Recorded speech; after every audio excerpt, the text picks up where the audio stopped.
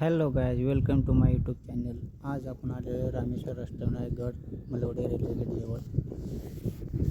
इथे अष्टविनायक आहे, गणपती आहेत. आपण बघू शकता,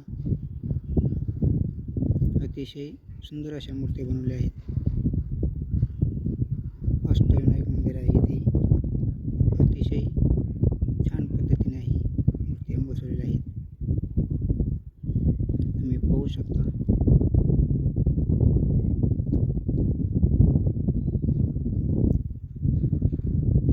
एकदम कोरीव अशा मूर्ती आहेत.